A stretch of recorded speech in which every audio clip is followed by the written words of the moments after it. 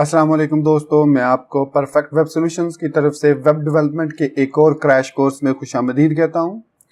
दोस्तों, आज के इस वेब डेवलपमेंट के क्रैश कोर्स में हम सीखेंगे कि सेल्स JS MVC फ्रेमवर्क क्या है और उसके ज़रिए हम कैसे एप्लीकेशंस क्रिएट कर सकते हैं और उसके अलावा हम उसमें एक बेसिक CRUD एप्लीकेशन बनाएंगे यूजिंग सेल्स JS फ्रेमवर्क जो कि Node.js का फ्रेमवर्क है।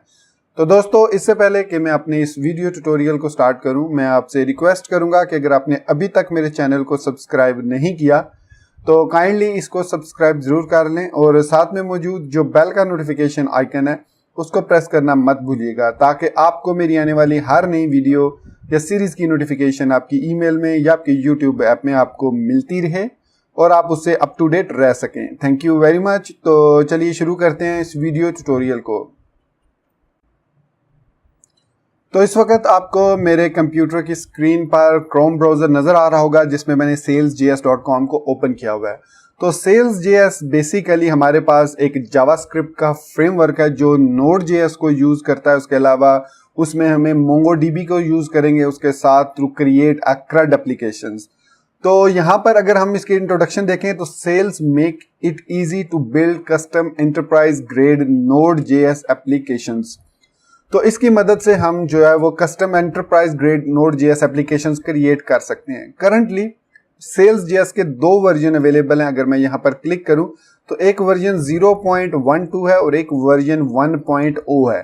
तो इस CRUD एप्लीकेशन में या इस क्रैश कोर्स में मैं यूज करूंगा वर्जन 1 को। अगर आप स्टिल वर्जन 0.12 यूज कर रहे हैं या आपने इसको यूज किया हुआ है तो यहाँ पर आपको मिलेगी अपग्रेड गाइड, जिसको आप यूज करते हुए अपने 0.1.2 एप्लीकेशन को सेल्स 1 पर अपग्रेड कर सकते हैं।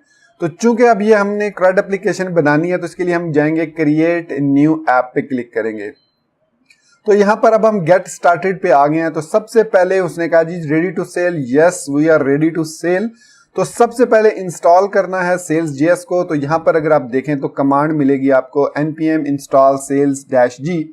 तो इसका मतलब है कि सेल्स को यूज करने के लिए हमारे पास हमारे सिस्टम में Node.js का इंस्टॉल होना बहुत जरूरी है। और यहाँ पर अगर मैं अपने टर्मिनल में को ओपन करूं,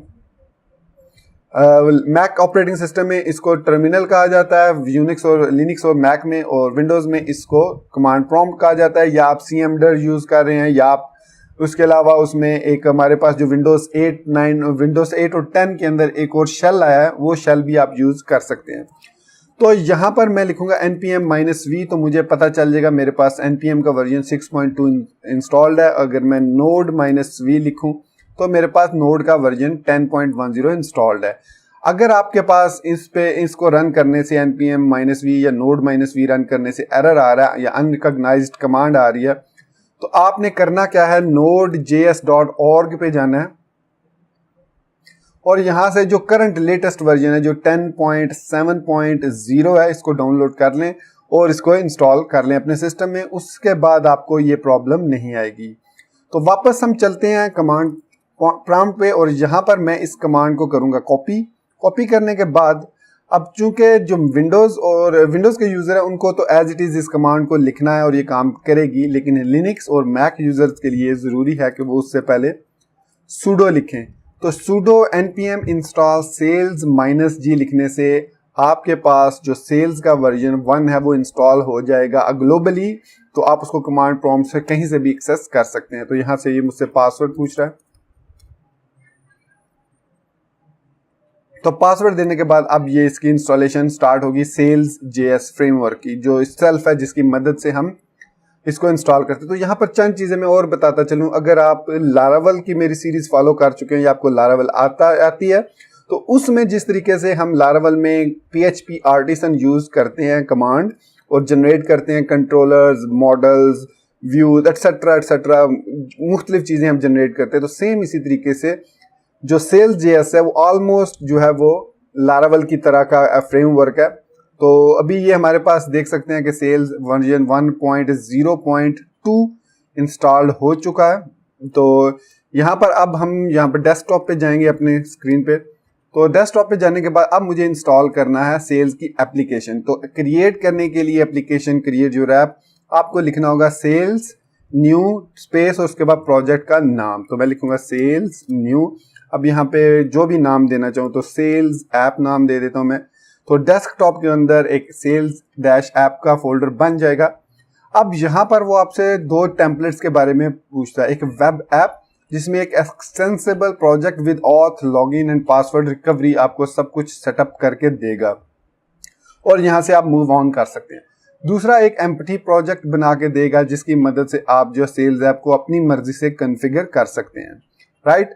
तो मैं इसमें एम्प्टी प्रोजेक्ट को सिलेक्ट करूंगा। अगर आप वेब ऐप को टेस्ट करना चाह रहे हैं तो आप 1 ऑप्शन सिलेक्ट कर सकते हैं। तो मैं यहाँ पर लिखूंगा 2 लिखने के बाद मैं एंटर करूंगा। तो यहाँ पर वो कह रहा है info installing dependencies, press Ctrl+C to cancel.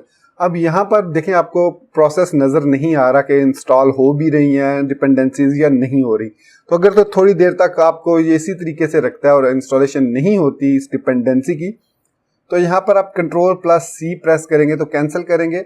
इसके अलावा आप माइनस माइनस यानी डैश डैश फास्ट स्विच अगर यूज़ करें, जैसे Sails new Sails app dash dash fast, तो फिर वो आपको इस पोर्शन पर लेकर नहीं आएगा। मैं यहाँ पर Ctrl+C प्रेस कर रहा हूँ।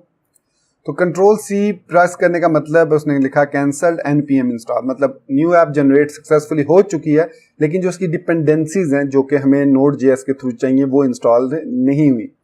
तो हम यहाँ पे सेल्स ऐप के प्रोजेक्ट में अगर आते हैं और इसको मैं ओपन करता हूँ अपने कोड एडिटर में जो कि विजुअल स्टूडियो कोड है। तो यहाँ पर ये हमारे पास ओपन हो गया विजुअल स्टूडियो कोड में और ये इसका फोल्डर स्ट्रक्चर है। अब हमारे पास यहाँ पर पैकेजेस जितने भी हैं वो भी इंस्टॉल्ड नहीं हुए सारे के सारे, लेकिन नोड मॉड्यूल्स का फोल्डर मौजूद है। तो यहाँ पर मैं लिख देता हूँ अब npm इंस्टॉल और मीन टाइम ये जब तक इंस्टॉल करता है मैं आपको इसके फोल्डर स्ट्रक्चर के बारे में थोड़ा सा बता देता हूँ। तो यहाँ पर सबसे पहले मैं इसको जूम लेवल को रीसेट करता हूँ। तो यहाँ पर जो सबसे पहला आपको फोल्डर मिलेगा वो मिलेगा API का फोल्डर, उसके बाद एसेट्स का फोल्डर, फिर कॉन्फ़िग का फोल्डर, फिर नोड मॉड्यूल्स, फिर टास्क्स और फिर व्यूज का। इसमें जो मोस्ट इंपॉर्टेंट फोल्डर्स हैं वो API का फोल्डर है, व्यूज का फोल्डर है और कॉन्फ़िग का फोल्डर है। ये 3 ऐसे फोल्डर्स हैं जो कि इसमें आपको जिनमें ज्यादातर काम करना है। नो डाउट टास्क्स का भी इंपॉर्टेंट है लेकिन उसमें हमें काम नहीं करना इतना ज्यादा क्योंकि सेल्स जो है ये ऑटोमेटिकली कॉन्फ़िगर कर देता है उसकी एसेट्स वगैरह को। तो एसेट्स बेसिकली हमारे पास स्टैटिक कंटेंट्स हैं जैसे CSS, जावास्क्रिप्ट या कोई और डिपेंडेंसीज हैं, वो आप एसेट्स के फोल्डर में रखेंगे तो ऑटोमेटिकली वो आपके प्रोजेक्ट में इंक्लूड हो जाएंगे। अगर एसेट्स के फोल्डर में जाएं तो डिपेंडेंसीज में आप जावास्क्रिप्ट रख सकते हैं, JS के फोल्डर में रख सकते हैं, स्टाइल्स के फोल्डर में CSS और ऐसा टेम्पलेट्स अगर आप यूज करना चाह रहे हैं, टेम्पलेट इंजन या कुछ दूसरे टेम्पलेट्स यूज करना चाह रहे हैं तो वो यहाँ पर रखेंगे। चूंकि ये हमारा अभी कंसर्न नहीं है, हमने बेसिक CRUD एप्लीकेशन बनानी है। तो यहाँ पर हमारी डिपेंडेंसीज इंस्टॉल हो चुकी हैं सारी। अब मैं लिखूंगा सेल्स लिफ्ट। सेल्स लिफ्ट हमारे पास वही काम करती है जो हम नोड के थ्रू नोड या लिखते हैं नोड index.js, नोड server.js वगैरह वगैरह। तो सेल्स लिफ्ट लिख के हम एंटर करेंगे। तो जैसे ही हमने सेल्स लिफ्ट लिख के एंटर किया तो स्टार्टिंग योर ऐप और यहाँ पर आपको बोर्ड का एक सिंबल नजर आएगा सेल्स का। तो यहाँ पर आपका एनवायरनमेंट जो है वो डेवलपमेंट है और पोर्ट आपकी 1337 है। अब अपने ब्राउजर में जाना है और यहाँ पर किसी भी जगह पे आपने लिखना है लोकल होस्ट 1337। तो दोस्तों अगर आपके पास ये स्क्रीन आ गई है तो it means you have successfully installed and setup Sales.js properly. अब नेक्स्ट में हम इसको कॉन्फ़िगर करते हैं और अपनी CRUD एप्लीकेशन को जनरेट करते हैं। तो CRUD एप्लीकेशन बनाने के लिए हम वापस अपने एडिटर में चलते हैं जो कि विजुअल स्टूडियो कोड है और यहाँ पर आप समझते हैं इसका फोल्डर। तो यहाँ पर अगर आपको नजर आ रहा हो एक .tmp फोल्डर, ये जब आप सेल्स लिफ्ट एग्जीक्यूट करते हैं तो ये उस वक्त .tmp फोल्डर क्रिएट करता है जिसमें वो टेम्पररी तौर पर आपके पब्लिक डिपेंडेंसीज जो भी आप इसमें एसेट्स हैं वो सारे यहाँ पर कॉन्फ़िगर हो जाते हैं और ये बेसिकली एग्जीक्यूट होता है आपका प्रोजेक्ट की सूरत में। तो यहाँ पर मैं टर्मिनल में आता हूँ, यहाँ पर Ctrl+C करता हूँ।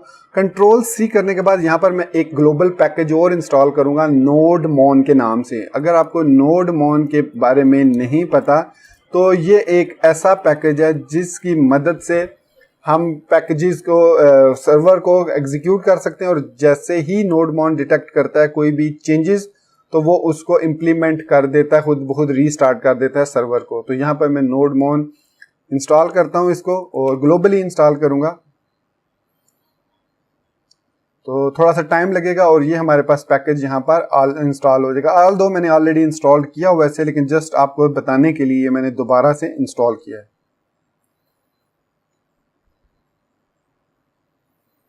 तो जब तक ये कंप्लीट होता है मैं यहाँ पर आपको बता देता हूँ कि जो हमारे पास एपीआई का फोल्डर है उसके अंदर फर्दर हमारे पास कंट्रोलर्स हैं, हेल्पर्स हैं, मॉडल्स हैं और पॉलिसीज हैं। सेम अगर आप लारावेल में काम कर चुके हैं तो आपको पता होगा कंट्रोलर्स का पर्पस क्या होता है, हेल्पर्स का पर्पस क्या होता है, मॉडल्स का पर्पस और पॉलिसीज का पर्पस क्या होता है। तो शॉर्ट में बता देता हूँ, कंट्रोलर आपकी बिजनेस लॉजिक है जिसमें आप कंट्रोल करेंगे अपने फ्लो को, एप्लीकेशन के फ्लो को।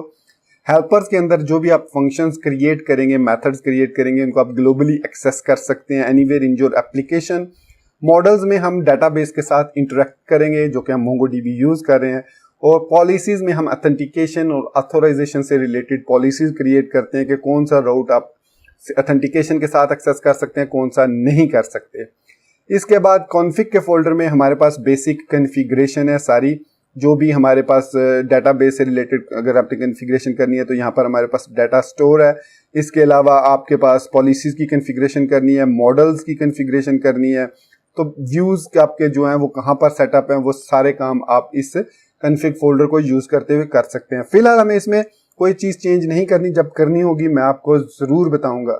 इसके बाद व्यूज के फोल्डर में हमारे पास EJS फाइल्स हैं जिनमें एक अगर आप यहाँ पर देखें जो Vue.js के फोल्डर में Vue.js में लेआउट, तो यहाँ पर लेआउट में हमारे पास हमारा लेआउट मौजूद है। ये हमारा फ्रंट एंड व्यू है जो कि EJS है, जो कि एक फ्रंट एंड टेम्पलेटिंग इंजन है, उसको हम यहाँ पे यूज कर रहे हैं। तो इसमें हमारे पास जो फाइल अभी लोड हुई है यहाँ पर, ये फाइल हमारी एक तो लेआउट से लोड हो रही है और दूसरी पेजेस के अंदर home page dot EJS file है। तो यहाँ पर हमारे पास ये नोड पैकेज इंस्टॉल हो चुका है, नोडमॉन। तो अब मैं सिंपली यहाँ पर लिखूंगा नोडमॉन, तो ये ऑटोमेटिकली इसी सर्वर को Sales.js के लिफ्ट को दोबारा से एग्जीक्यूट कर देगा, ये देख सकते हैं आप। अब अगर मैं कहीं पे भी कोई फाइल में सपोज ये इसमें मैं सेव करता हूं तो आप देखेंगे कि ये सर्वर अब ये दोबारा से एग्जीक्यूट होगा। तो यहाँ पर मैं जाता हूँ एपीआई के अंदर, कंट्रोलर के अंदर आप देख सकते हैं यहाँ पर कंट्रोलर का फोल्डर खाली है, मॉडल्स का फोल्डर खाली है, पॉलिसीज, हेल्पर, सारे फोल्डर खाली हैं। तो सबसे पहले अब हमें जिस तरह लारावेल में हमारे पास PHP आर्टिसन है, इसी तरीके से सेल्स के अंदर हमारे पास सेल्स की कमांड है। तो हम यहाँ पर इंटीग्रेटेड टर्मिनल में आते हैं और यहाँ पर मैं लिखूंगा सेल्स जनरेट एपीआई। तो एपीआई बेसिकली हमारे पास कंट्रोलर मॉडल्स जो है वो दोनों जनरेट कर देता है। तो सेल्स जनरेट एपीआई और इसको हम नाम दे देते हैं आर्टिकल्स का। तो कुछ हम आर्टिकल्स को जनरेट करेंगे, उनको ऐड करेंगे, एडिट करेंगे और डिलीट करेंगे। तो आर्टिकल्स लिख के हमने एंटर किया तो यहाँ पर हमने लिखा क्रिएटेड अ न्यू एपीआई। तो अब मैं यहाँ पर इसको पेज को रीलोड करता हूँ तो आप देखेंगे कि यहाँ पर एपीआई फोल्डर के अंदर कंट्रोलर के अंदर हमारे पास यहाँ पर articles controller dot JS file आ गई है। अगर आपको ये नजर ना आ रही हो तो सिंपली आप रिफ्रेश करिए पेज को, समटाइम ये पेज रिफ्रेश ऑटो नहीं होता। तो यहाँ पर अब हमारे पास articles controller dot JS file आ गई है। इसके अलावा मॉडल्स के अंदर हमारे पास आर्टिकल्स डॉट JS फाइल आ गई है। तो यहाँ पर आर्टिकल्स के अंदर हम बेसिकली मॉडल्स क्रिएट करते हैं, डेटाबेस से कनेक्टिविटी वगैरह। तो सबसे पहला अब हमने काम क्या करना है, आर्टिकल्स का राउट क्रिएट करना है। तो यहाँ पर अगर मैं अब लिखता हूं आर्टिकल्स, तो यहाँ पर आप देख सकते हैं कि आपको एरर नजर आ रहा है। यहाँ पर आपको नजर आएगा कि एक्सपेरिमेंट,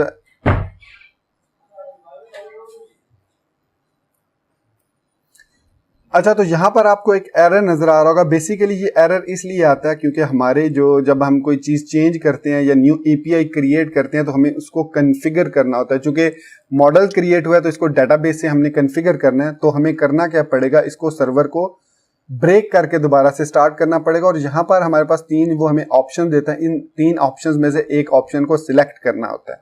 तो अगर हम डेवलपमेंट कर रहे हैं तो डेफिनेटली हम ऑप्शन 1 सिलेक्ट करेंगे। तो इस चीज को खत्म करने के लिए यहाँ पर मैं आऊंगा कि वो ये चीज हमसे ना पूछे, कॉन्फ़िग के फोल्डर में और मॉडल्स के फोल्डर में आऊंगा, फाइल में आऊंगा और यहाँ पर हमारे पास एक है माइग्रेट आल्टर, इसको मैं अनकमेंट कर दूंगा।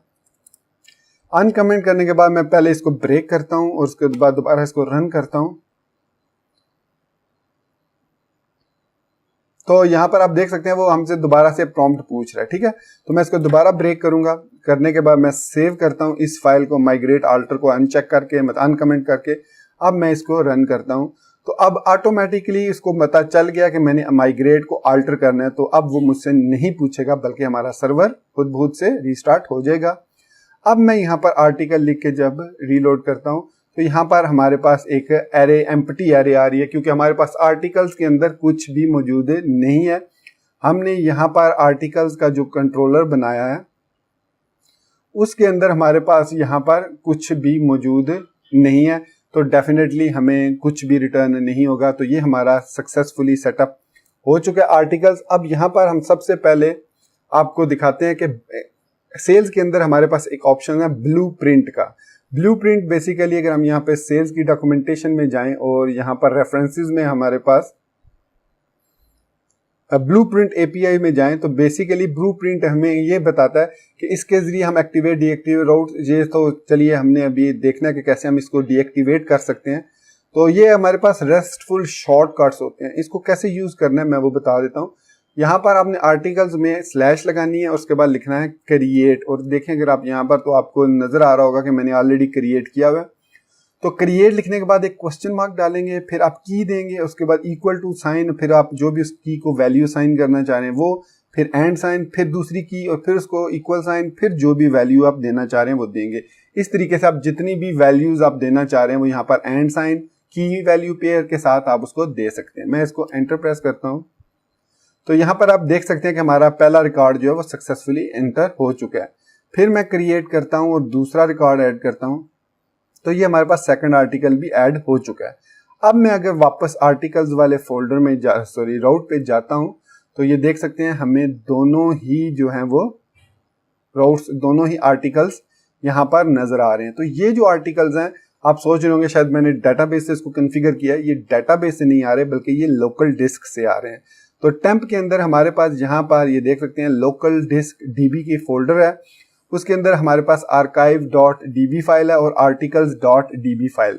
तो ये बेसिकली हमारे पास ये देख सकते हैं इंडेक्सेस क्रिएट किया है इसने, जिसकी मदद से हम रिकॉर्ड को सर्च कर सकते हैं फास्टली। और ये articles.db फाइल है जिसके अंदर हमारा रिकॉर्ड आ रहा है, और जो भी हम रिकॉर्ड यहाँ पर क्रिएट मेथड या ब्लूप्रिंट एपीआई को यूज करते हुए इंसर्ट करते हैं वो यहाँ पर आ जाता है। जैसे मैं यहाँ पर लिखता हूँ create title is equal to my third article और and sign body is equal to this is my third article, और एंटर करता हूं, तो यहां पर हमारा तीसरा आर्टिकल भी इंसर्ट हो चुका है। और अगर मैं वापस आर्टिकल्स में जाता हूं तो यहां पर आप देख सकते हैं हमारे पास 3 आर्टिकल्स इंसर्ट हो चुके हैं। तो ये था हमारे पास तरीका कि किस तरीके से हम जो ब्लूप्रिंट एपीआई को यूज करते हुए रिकॉर्ड को क्रिएट कर सकते हैं।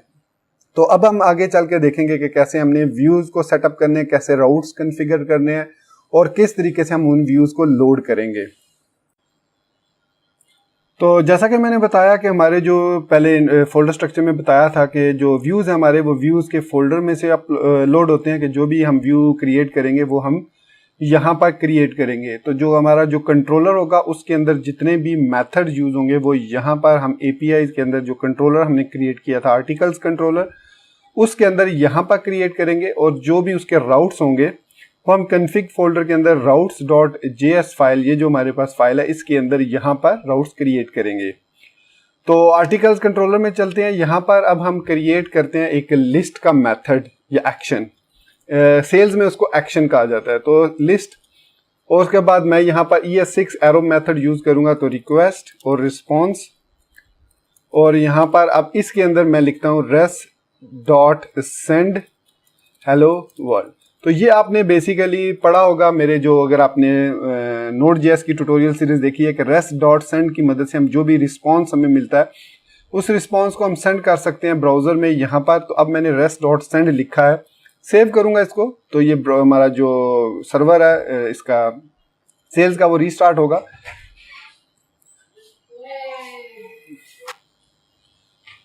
और आप यहाँ पर देख भी सकते हैं कि यहाँ पर हमारे पास लिंक भी मौजूद है कि जो भी एक्शंस के कॉन्सेप्ट हैं वो यहाँ पर इस लिंक पे आपको मिल जाएंगे। तो लिस्ट हमने एक एक्शन क्रिएट किया है जो कि हमें सिर्फ ये वाला रिस्पॉन्स जो है वो सेंड करेगा। अब हमने इसका राउट डिफाइन करना है। तो राउट डिफाइन करने के लिए हम जाएंगे routes.js फाइल में, और यहाँ पर जहाँ पर ये बेसिक राउट जो डिफ़ॉल्ट राउट है वो डिफाइंड है, उसके नीचे हम यहाँ पर लिखेंगे कि जब भी routes/articles/list ओपन हो तो वो क्या करे, आर्टिकल्स कंट्रोलर को कॉल करे और उसके अंदर मौजूद लिस्ट को वो कॉल कर ले। तो सॉरी, यहाँ पर कॉलन आता है, तो यहाँ पर सेमी कॉलन या कॉमा आएगा। तो ये हमने एक राउट डिफाइन कर दिया। अब सर्वर को रीस्टार्ट होने दें, और अब यहाँ पर मैं अगर लिखता हूँ लोकल होस्ट :1337 articles/list, तो ये हमें रिटर्न करेगा हेलो वर्ल्ड, क्योंकि हमने यहाँ पर response.send में हेलो वर्ल्ड लिखा है। तो अगर हम यहाँ से व्यू लोड करना चाह रहे हैं तो हमें यहाँ पर व्यूज़ के फोल्डर में एक अलग से या तो फोल्डर बना सकते हैं, जैसे मैं यहाँ पर आर्टिकल्स का एक फोल्डर बना लेता हूँ, न्यू फोल्डर आर्टिकल्स, जिसमें हम आर्टिकल्स का क्रॉड क्रिएट करेंगे, और यहाँ पर एक न्यू फाइल हम क्रिएट कर लेते हैं जैसे articles.js। तो आर्टिकल्स के फोल्डर के अंदर articles.js फाइल है। अब इसको हमने लोड करना है, तो यहाँ पर मैं सिंपली लिख देता हूँ, सॉरी H2 के साथ हेलो वर्ल्ड मैंने लिख दिया articles.js में। यहाँ पर वो कह रहा है अनएक्सपेक्टेड टोकन, तो आपने इस बारे में मैंने EJS लिखना था, मैंने JS लिख दिया। तो ये बेसिकली टेम्पलेटिंग इंजन की जो एक्सटेंशन है वो EJS है, नॉट JS। तो ये आर्टिकल EJS मैंने लिख दिया, आप ठीक हो गया, सेव किया। अब हमने इस व्यू को लोड करना है, तो आर्टिकल में जाएंगे और यहाँ पर rest.view, अब ये व्यू मेथड कॉन्फ़िगर है Sales.js के अंदर, और यहाँ पर अब हम पाथ देंगे उस व्यू का, बजाय स्टैटिक टेक्स्ट के हम यहाँ पर लिखेंगे articles/articles। तो ये ऑटोमेटिकली आर्टिकल व्यूज के अंदर आर्टिकल्स के फोल्डर में जाएगा, वहां से articles.ejs फाइल को लोड कर लेगा। ब्राउजर में चलते हैं, पेज को रीलोड करते हैं हम, यहाँ पर इसको सर्वर को रीस्टार्ट होने दें। तो यहाँ पर आपको हेलो वर्ल्ड लिखा हुआ नजर आ रहा है H2 के साथ। तो ये हम बेसिकली लोड हो रहा है हमारा यहाँ से articles.ejs। अब हम इस अपने प्रोजेक्ट में मटेरियल CSS यूज करेंगे। तो मटेरियल CSS को ऐड करने के लिए मटेरियलाइज्ड CSS को यहाँ पर हम व्यूज के अंदर लेआउट्स में जाके layout.ejs फाइल में इसका CDN क्रिएट करेंगे, लिंक CDN यहाँ पर ऐड करेंगे। आपने कुछ भी इन स्टाइल्स टैग्स के अंदर कुछ नहीं लिखना, जहाँ पर आपको स्टार्टिंग स्टाइल्स और एंडिंग स्टाइल एंड्स नजर आए उस पर आपने कुछ नहीं लिखना। यहाँ पर मैं अब ऐड करूँगा CDN जो कंटेंट डिलीवरी नेटवर्क है फॉर मटेरियलाइज CSS। तो इसके लिए मुझे क्या करना होगा, मैंने एक पैकेज इंस्टॉल किया हुआ है CDN.js का, तो मैं F1 प्रेस करूंगा। यहाँ पर CDN.js सर्च लाइब्रेरीज, या मैं सिंपली CDN.js अगर टाइप करूंगा तो यहाँ पर आ जाएगा सर्च फॉर लाइब्रेरीज, और यहाँ पर अब मैं लिखूंगा materialize. I am sure spelling मैंने ठीक लिखे हैं मटेरियलाइज के। तो थोड़ी देर बाद यहाँ पर मटेरियलाइज आ गया, एंगुलर मटेरियलाइज ऑटो कंप्लीट। तो मैं यहाँ पर सिंपली मटेरियलाइज को सिलेक्ट करूंगा और 1.00-RC2 वर्जन को मैं इसमें इंक्लूड कर लूंगा यूजिंग CSS। यहाँ पर min.css और लिंक के सूरत में इसको इंसर्ट कर दूंगा। फिर नीचे जाऊंगा, यहाँ पर अब हमें चाहिए jQuery और materialize.js। तो यहाँ पर मैं दोबारा F1 प्रेस करूंगा, CDN.js में जाऊंगा, सर्च लाइब्रेरीज करूंगा और यहाँ पर लिखूंगा jQuery, और jQuery को ऐड करेंगे 3.3.1 और jQuery.min.js और स्क्रिप्ट के साथ। अब बल्कि मैं इसको ऐड करता हूँ बाद में, इसके sales.js के आयो के बाद इधर ऐड करता हूँ। उसके बाद हमें materialize.js चाहिए, तो दोबारा जाएंगे F1 के साथ, CDN में लाइब्रेरीज में materialize के अंदर अब हम RC2 में जाके अब इसका जो JS वर्जन है materialize.min.js उसको स्क्रिप्ट की सूरत में यहाँ पर ऐड कर देंगे। तो हमारे पास मटेरियलाइज CSS और JS दोनों ऐड हो चुकी हैं। इसको सेव करेंगे। सेव करने के बाद हमारे पास जो पेज रीलोड होगा उसमें अब आप देख सकते हैं फॉन्ट चेंज हो चुका है। अब इस पर मटेरियलाइज CSS इम्प्लीमेंट हो चुकी है। तो मटेरियलाइज CSS के बाद अब हमें यहाँ पर इनको ऐड करना है, इसको कनेक्ट करना है बल्कि डेटाबेस के साथ। तो डेटाबेस के साथ कनेक्ट करने के लिए हम चूंकि यहाँ पर MongoDB यूज़ कर रहे हैं, तो इसके अलावा हम MySQL भी यूज़ कर सकते हैं या कोई और डेटाबेस भी यूज़ कर सकते हैं। तो इसके लिए हमें जाना होगा कॉन्फ़िग के अंदर, स्टोर्स के डाटा stores.js फाइल में। इसमें अगर आप यहाँ पर जाएं तो यहाँ पर आपको लिंक मिल जाएगा कि कौन कौन से डाटा स्टोर्स जो हैं वो सपोर्टेड है इस Sales.js के साथ। तो यहाँ पर हम स्क्रॉल डाउन करेंगे तो जो डिफ़ॉल्ट है वो भी कोई भी सेट नहीं है। जब कोई भी सेट नहीं होता तो ये यूज़ करता है लोकल डिस्क DB को, जो हमने थोड़ी देर पहले क्रिएट की थी। यहाँ पर हमारे पास आर्काइव और यहाँ पर हमारे पास उसके आर्टिकल्स वगैरह आए थे, तो ये उसको यूज़ करता है। तो अब चूंकि हमने इसको कनेक्ट करना है इसके साथ MongoDB के साथ, तो यहाँ पर मैं एक न्यू टैब ओपन करता हूँ और मैंने MongoDB को इंस्टॉल किया हुआ है। अगर आपके पास MongoDB इंस्टॉल्ड नहीं है तो आप मेरी MongoDB की सीरीज़ देख सकते हैं। तो यहाँ पर मैं लिखूँगा MongoD, तो यहाँ पर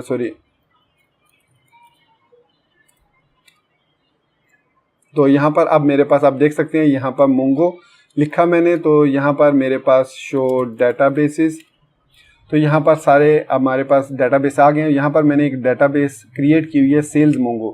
तो ये अगर आप लिखेंगे यूज सेल्स Mongo तो ये ऑटोमेटिकली अगर वो क्रिएटेड नहीं है तो उसको क्रिएट कर देगा। इसके अंदर शो कलेक्शंस अगर मैं करूँ तो हमारे पास आर्टिकल्स के नाम से ऑलरेडी ये कलेक्शन क्रिएटेड है। और अगर मैं लिखूँ DB articles डॉट फाइंड तो इसके अंदर मौजूद है एक आर्टिकल, वो यहाँ पर हमें नज़र आ रहा है। अब इस आर्टिकल को हमने शो करना है किसके साथ, अपने Sales.js के साथ।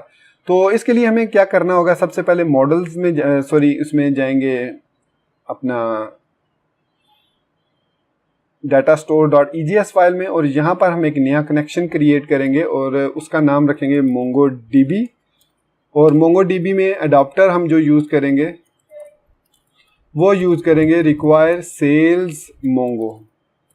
अब ये अडॉप्टर बाय डिफ़ॉल्ट इसमें मौजूद नहीं है, तो ये हमें इंस्टॉल करना पड़ेगा। और URL जो बनती है वो बनती है MongoDB://localhost:2701/sales Mongo।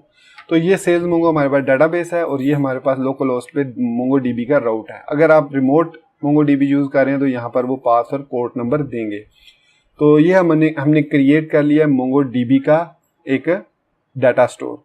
अब इस डाटा स्टोर को हम यूज़ करेंगे मॉडल के अंदर, जिस मॉडल के साथ भी हम इसको यूज़ करना चाह रहे हैं उसके अंदर इसको ऐड करेंगे। लेकिन उससे पहले हमें npm install sales Mongo ये इंस्टॉल करना होगा पैकेज, ताकि हम MongoDB से डाटा को फेच कर सकें। तो it will take few seconds और यहाँ पर हमारे पास सेल्स Mongo जो है वो इंस्टॉल हो जाएगा।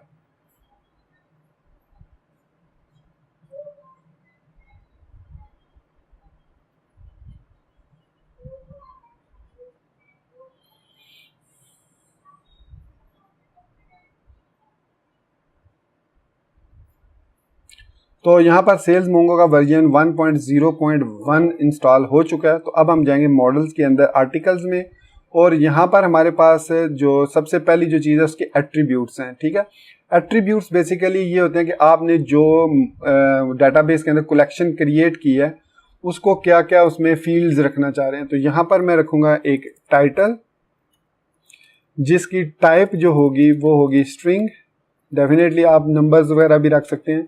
बॉडी और उसकी टाइप होगी स्ट्रिंग।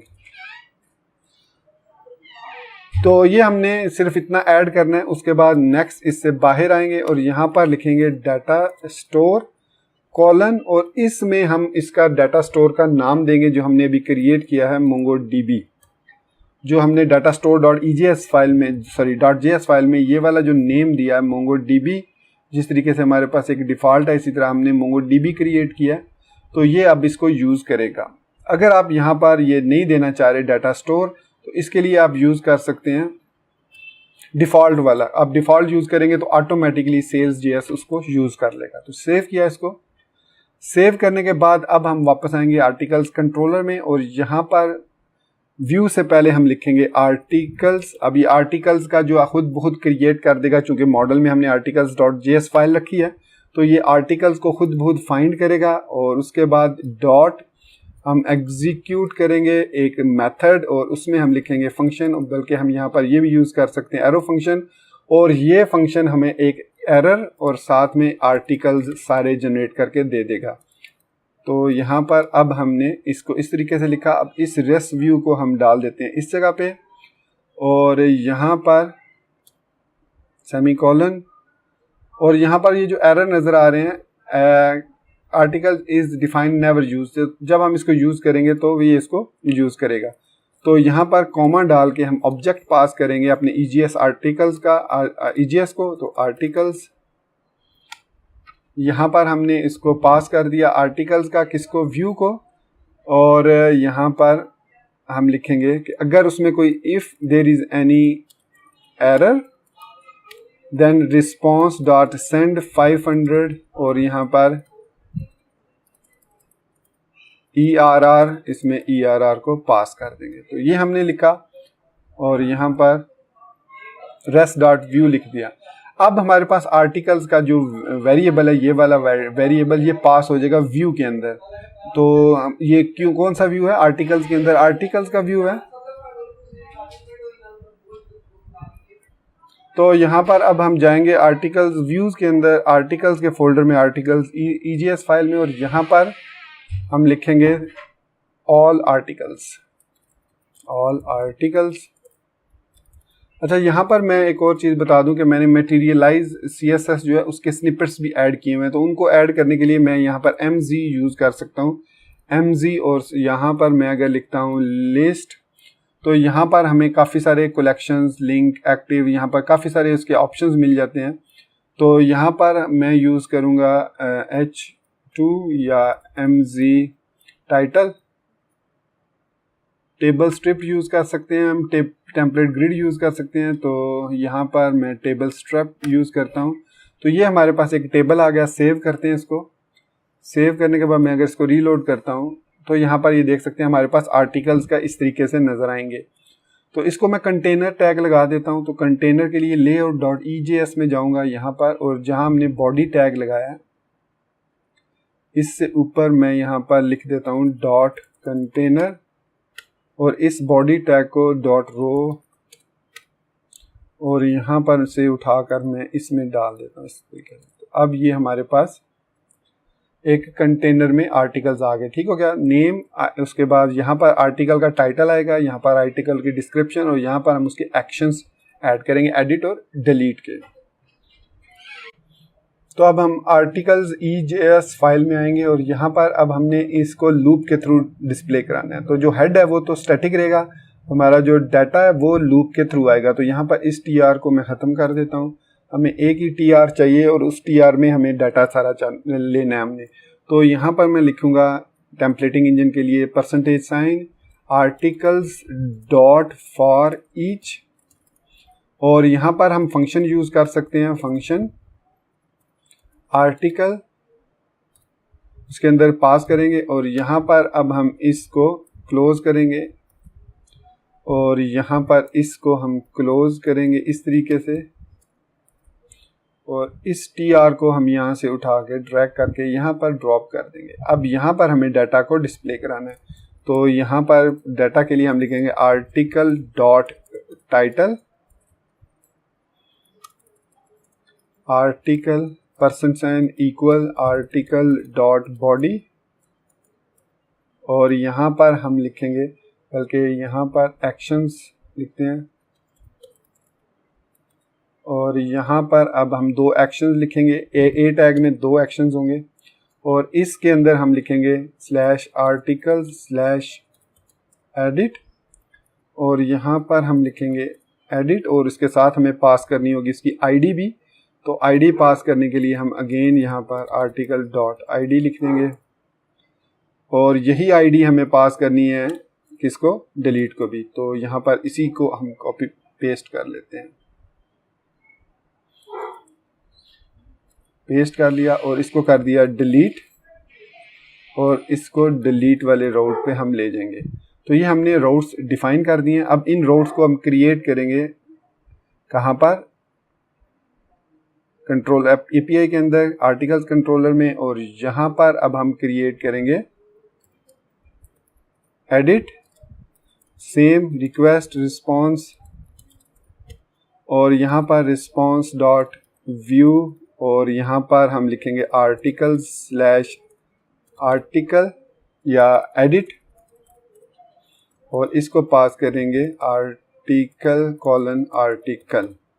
तो सिंगल आर्टिकल हम कैसे लेंगे, हम यहाँ पर लिखेंगे आर्टिकल डॉट फाइंड, और यहाँ पर अब हम लिखेंगे आईडी कॉलन, और रिक्वेस्ट में हमारे पास पैराम्स में, क्योंकि अब बॉडी में से नहीं बल्कि पैराम्स में से हम लेंगे आईडी को, और यहाँ पर डॉट एग्जीक्यूट लिखेंगे, और इसके बाद इसमें फंक्शन हमें आएगा ERR और आर्टिकल, और इसके अंदर हम फंक्शन के अंदर यहाँ पर अगर कोई एरर है if ERR then response dot send 500 internal error, और यहाँ पर हम ERR को पास कर सकते हैं।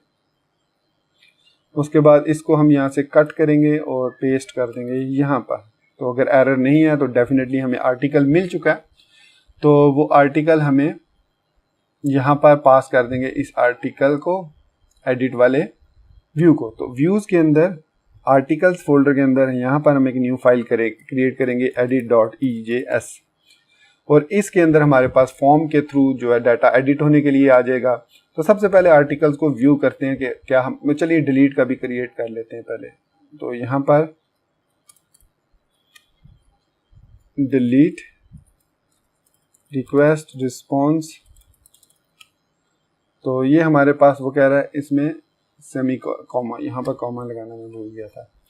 तो यहाँ पर अब डिलीट करना है तो आर्टिकल्स डॉट डिस्ट्रॉय, और यहाँ पर हम देंगे उसको आईडी, वही उसी तरीके से ID colon request dot params dot ID. अगर आपको पैराम्स के बारे में नहीं पता कैसे क्यों दे रहा हूँ, तो ये मेरे पास Node.js की जो सीरीज आप वो देख सकते हैं। तो डॉट एग्जीक्यूट, और यहाँ पर फंक्शन। अब जब हम डिलीट करते हैं तो सिर्फ हमें एरर अगर कोई आता है तो वही रिटर्न होगा। तो यहाँ पर हम लिखेंगे if ERR then response dot send 500 error, और यहाँ पर हम ERR ये वाला ऑब्जेक्ट पास कर देंगे। अगर कोई एरर नहीं है तो रिस्पॉन्स डॉट रीडायरेक्ट हम करेंगे स्लैश आर्टिकल्स स्लैश लिस्ट पे हम इसको रीडायरेक्ट कर देंगे। तो इसी तरीके से हमें एक और मेथड भी चाहिए, वो है अपडेट का मेथड। तो अपडेट बेसिकली एक पोस्ट मेथड होगा जो कि रिकॉर्ड को अपडेट करने के लिए यूज होगा। तो डेफिनेटली इसको रिस्पॉन्स बॉडी के थ्रू, रिक्वेस्ट के थ्रू आएगा आर्टिकल्स डॉट अपडेट, और अपडेट में हमें दो ऑब्जेक्ट पास करने होते हैं इस तरीके से, डॉट एग्जीक्यूट और यहाँ पर फंक्शन ERR, और आर्टिकल जो अपडेट हुआ है वो इसको रिटर्न हो जाएगा। तो पहला ऑब्जेक्ट जो होगा वो आईडी जिसको हमने अपडेट करना है, तो यहाँ पर हम देंगे request dot params dot ID, और जो हमें वैल्यूज़ चाहिए वो वैल्यूज़ हम यहाँ से ले लेते हैं कि constant title is equal to request dot body dot title, और const body is equal to, sorry cost नहीं, const body is equal to request dot body, क्योंकि हमारे पास बॉडी का वेरिएबल है। और यहाँ पर अब मैं लिख दूंगा टाइटल है और बॉडी हमारे पास बॉडी है। तो ये हमारे पास अब कह रहा है expected to be handled as an expected function expression preferred arrow callback. वो कह रहा है यहाँ पर आप प्रेफर करें एरो कॉल बैक को। तो यहाँ पर हम चलिए एरो को यूज़ कर लेते हैं। तो यहाँ पर हम लिखेंगे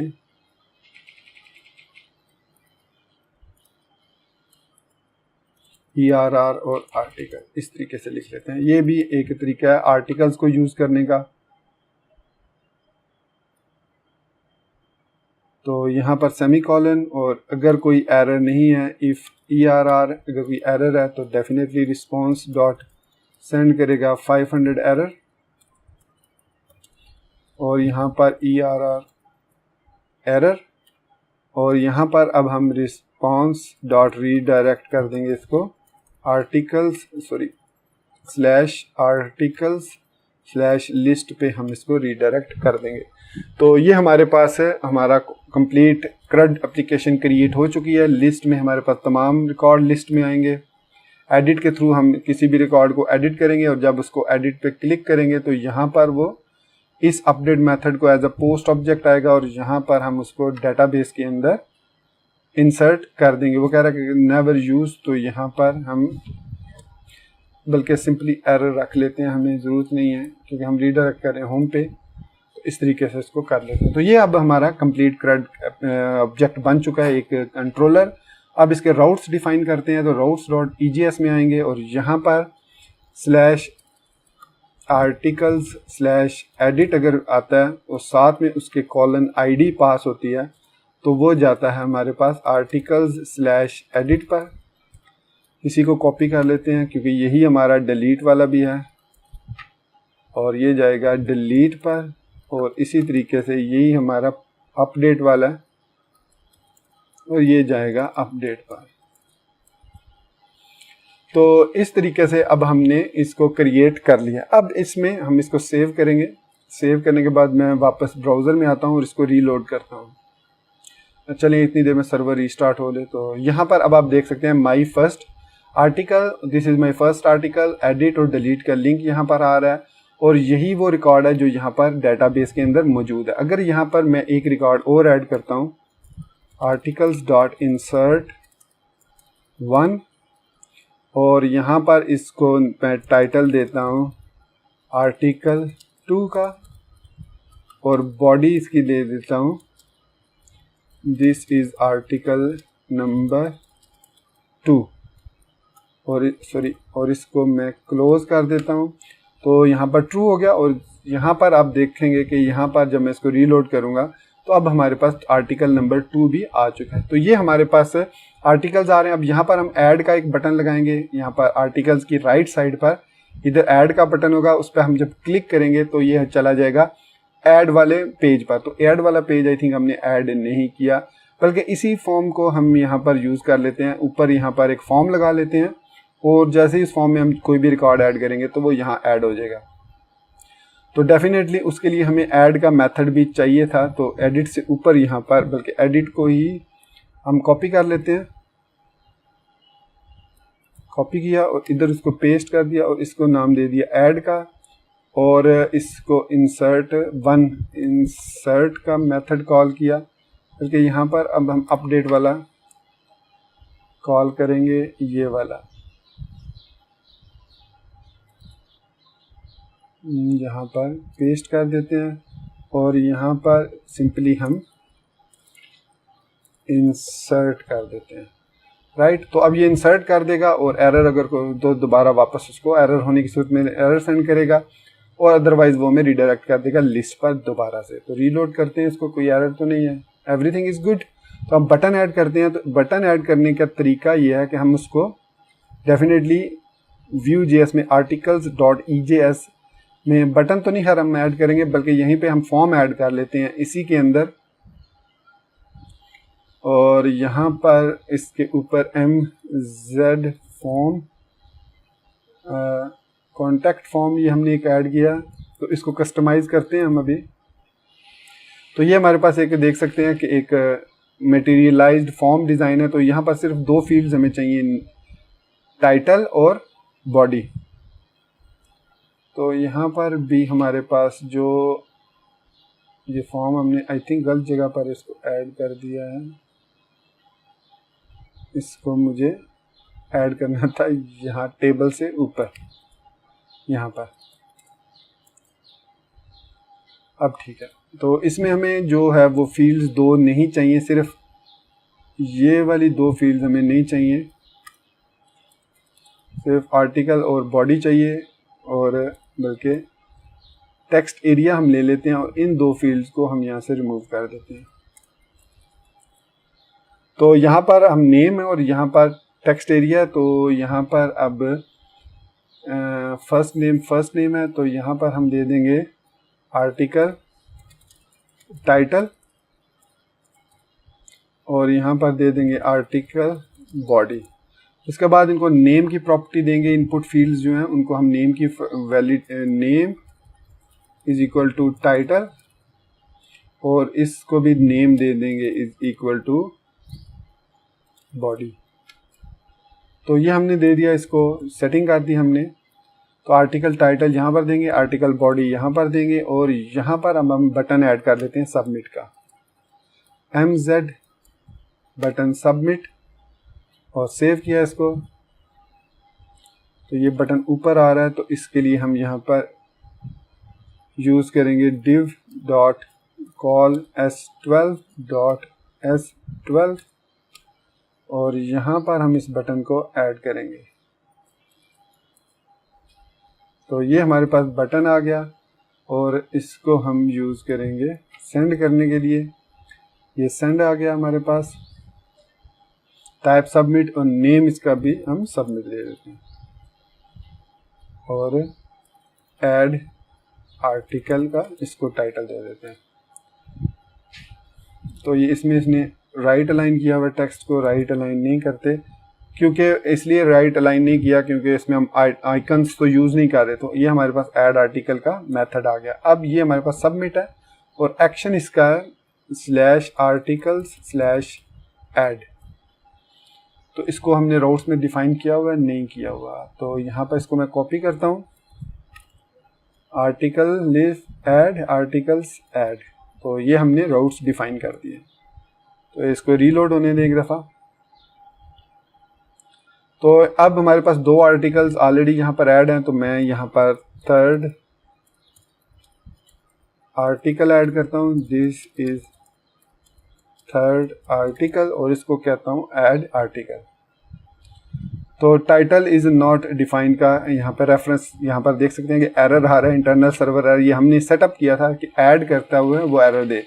तो यहाँ पर ऐड में देखते हैं कि क्या मसला है। हाँ, यहाँ पर मसला ये है कि हमने कॉन्स्ट वेरिएबल नहीं लिए। Title is equal to request dot params dot title, constant body is equal to request dot params dot body. ये हमने नहीं क्रिएट किए थे अदर, तो इसलिए वो उसने एरर दिया। तो वापस जाते हैं हम। अच्छा, एक चीज़ आप और यहाँ पर नोट करिएगा,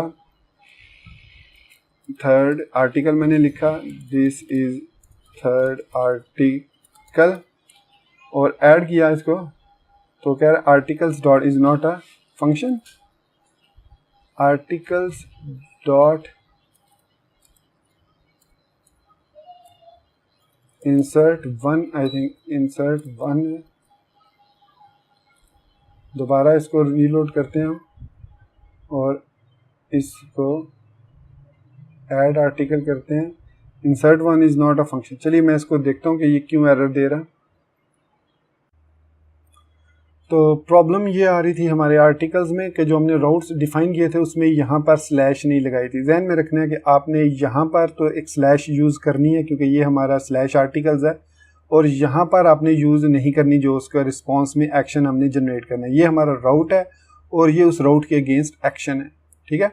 तो यहाँ पर मैंने ऐसा किया हुआ था कि यहाँ पर एक तो मैंने आर्टिकल्स को इस तरीके से लिखा था, articles slash delete slash colon ID, जिसकी वजह से ये प्रॉब्लम आ रही थी कि जब हम इस रोड पे जाते थे, डिलीट वाले रोड पे इस तरीके से, तो यहाँ पर ये 404 एरर आ जाता था क्योंकि उसको ये वाला राउट ही नहीं मिलता था, तो वो इस आर्टिकल वाले कंट्रोलर पे जाता ही नहीं था। तो इसके लिए हमें यहाँ पर ध्यान में रखना है कि यहाँ पर एक ये वाला मेथड लाजमी देना है। दूसरी जो चीज़ मैंने आपको समझाई वो ये है कि हम आर्टिकल स्लैश ऐड को कॉल कर सकते हैं इस तरीके से। तो देखें, आर्टिकल को हमने कहा can not find property title, क्योंकि डेफिनेटली हमारे पास उसमें कोई भी ID तो मौजूद नहीं है टाइटल वगैरह। तो अगर मैं यहाँ पर लिखता हूँ स्लैश या question mark title is equal to 6th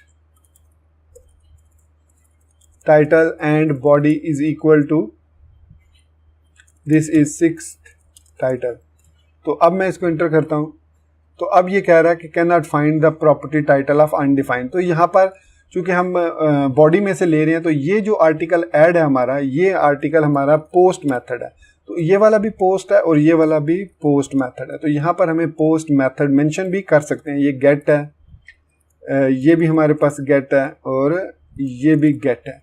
तो ये इस तरीके से हम डिफाइन भी कर सकते हैं कि ये जो हमारा ऐड का मेथड है ये बेसिकली हमारा एक अब उसका मेथड बन गया पोस्ट का। तो अब हम इसको गेट के थ्रू जब एक्सेस करेंगे तो ये 404 एरर देगा, लेकिन अगर हम इस मेथड को आर्टिकल ऐड को गेट के थ्रू एक्सेस करते हैं तो यहाँ पर ये हमें दूसरा एरर देगा।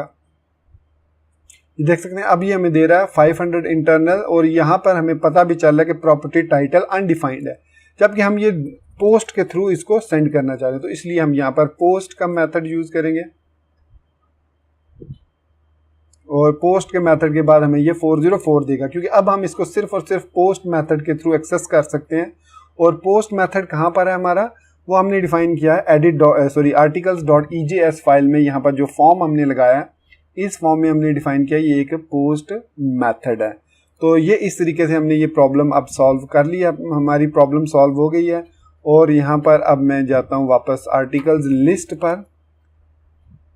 अब अगर मैं यहाँ पर आर्टिकल्स पर जाता हूँ तो ये हमें जेसन में डाटा रिटर्न कर रहा है। तो मैं ये चाह रहा हूँ कि जब हम आर्टिकल्स में जाएं तो बेसिकली ये आर्टिकल्स लिस्ट पे जाए और आर्टिकल लिस्ट पे भी वही राउट ओपन हो, मतलब दो राउट्स हैं और सेम उस पर यूआरएल है। तो मैं इसको कॉपी करता हूँ और इसको कर देता हूँ यहाँ से आर्टिकल्स। इस तरीके से याद रखिएगा, इस पे एंड पे आपने स्लैश किसी पे भी नहीं लगानी। सेव किया।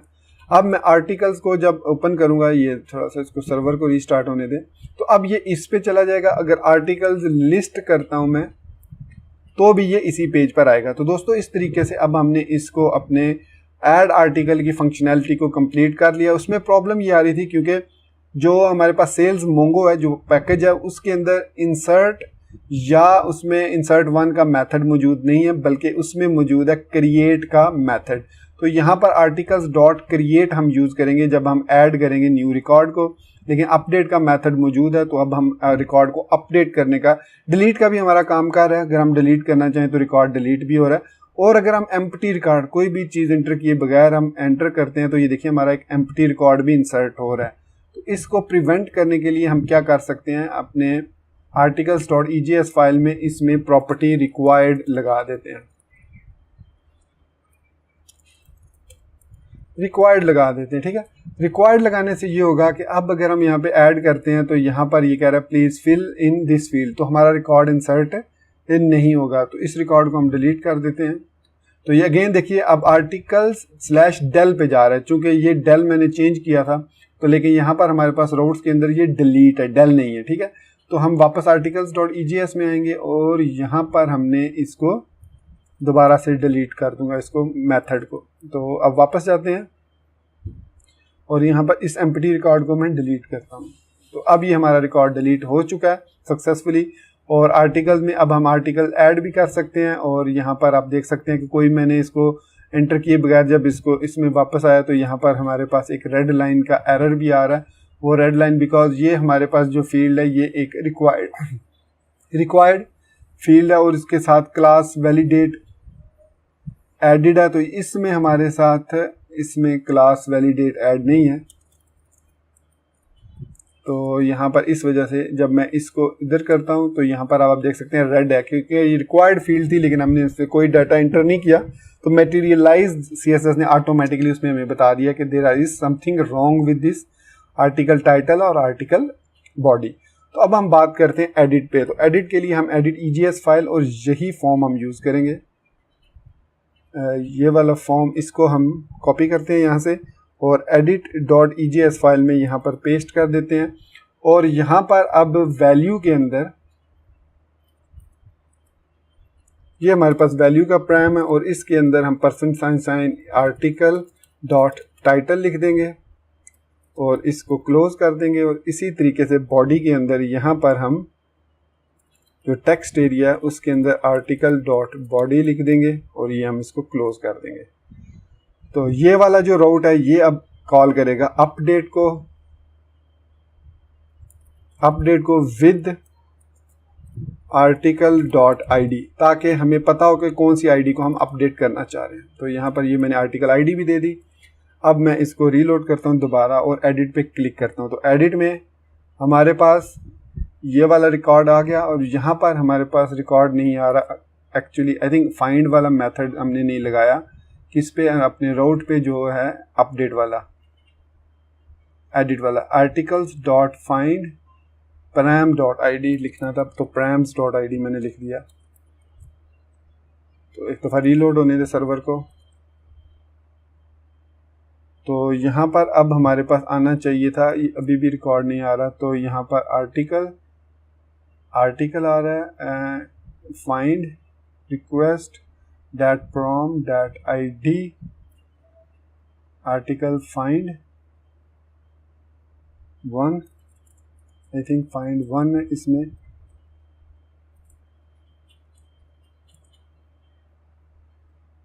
नेम कैन नॉट फाइंड 1, अच्छा फाइंड 1 नहीं है, ये सिंपल फाइंड ही है। और यहाँ पर ID बेसिकली ID ये वाली ID है, सॉरी अंडरस्कोर ID है ये, मैंने उसको सिंपल ID लिखा था। तो ये अब दोबारा से अब हमारे पास यहाँ पर टाइटल आना चाहिए। तो edit dot EJS file open हो रही है, आर्टिकल डॉट बॉडी, और एडिट में आर्टिकल्स डैश एडिट आर्टिकल, और उसको पास हो रहा है आर्टिकल। तो यहाँ पर कंसोल डॉट लॉग करते हैं आर्टिकल को, तो चेक करते हैं कि हमारे पास है।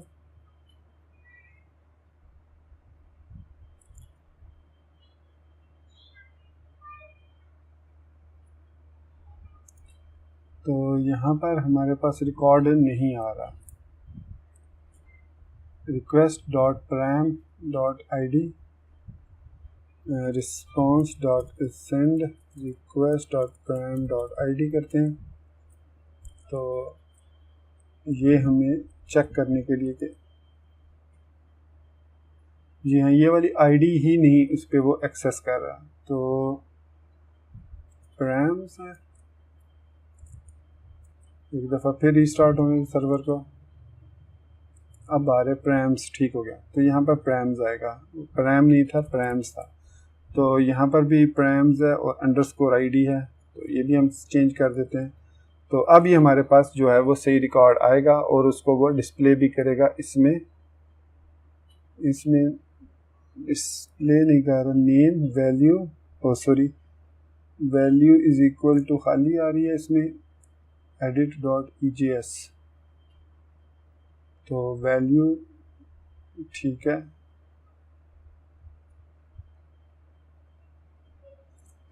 तो यहाँ पर ये रिकॉर्ड क्यों नहीं आ रहा, चेक करते हैं। आर्टिकल्स यहाँ पर अब रिस डॉट सेंड करते हैं हम आर्टिकल सॉरी नहीं, ये तो डिलीट वाला है, ये है एडिट वाला, ये एडिट वाला है।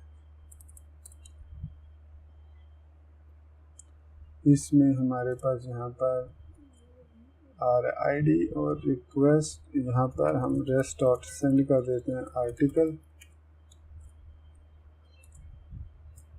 इसको रीलोड करते हैं हम, तो ये देख सकते हैं हमारे पास रिकॉर्ड तो आ रहा है यहाँ पर। तो इसका मतलब है कि रिकॉर्ड हमारे पास ठीक आ रहा है। तो यहाँ पर आर्टिकल एडिट स्लैश और यहाँ पर आर्टिकल ठीक हो गया। तो रिकॉर्ड भी हमारे पास सही आ रहा है। एडिट में ये डिस्प्ले क्यों नहीं कर रहा, percentage sign equal value input, ठीक है इनपुट की वैल्यू है, क्लास वैलिडेट है, ठीक है। आर्टिकल ID देखते हैं कि यहाँ पर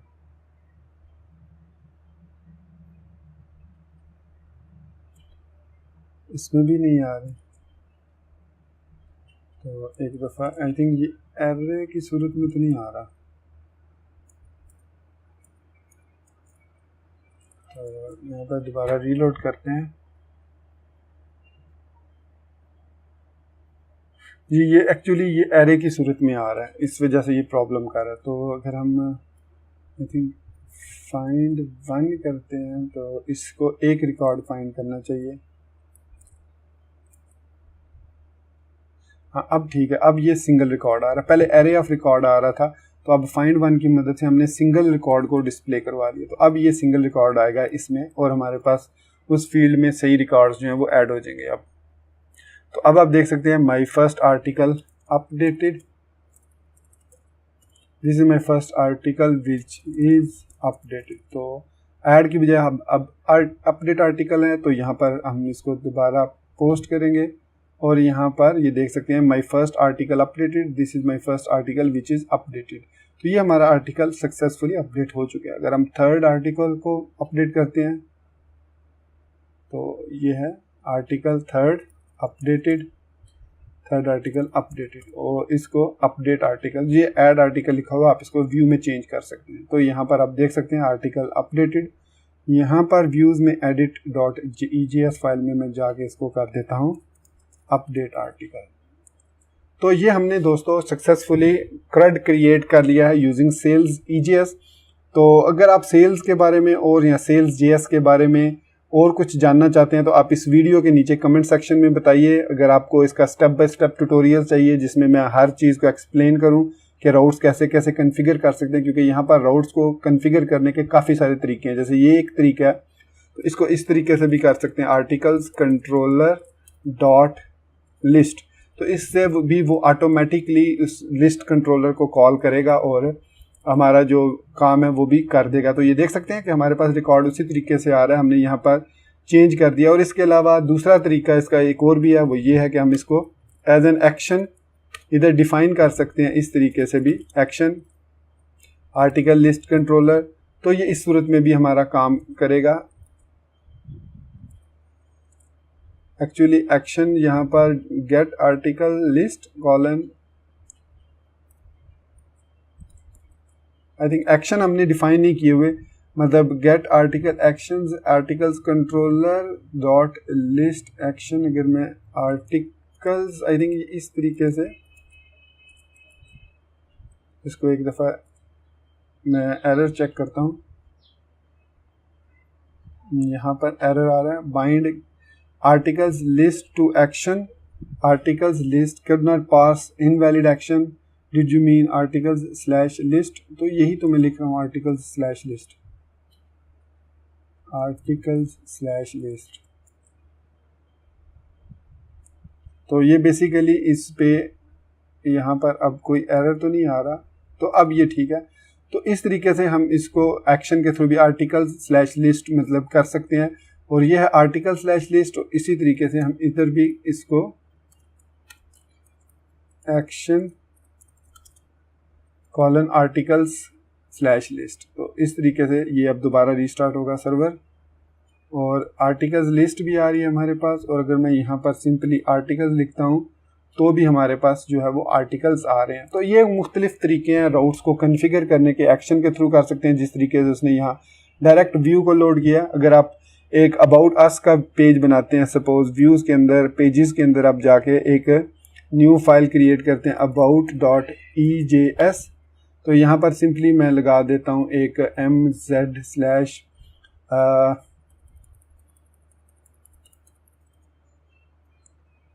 यहाँ पर हम यूज़ कर लेते हैं ग्रिड को ज़रूरत नहीं है, हम यहाँ पर एक कार्ड ऐड करते हैं, मैं कार्ड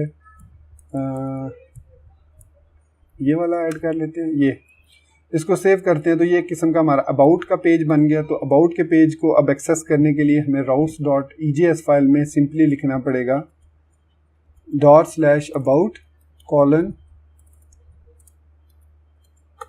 और करली ब्रैकेट, और यहाँ पर हम लिखेंगे view colon pages slash about.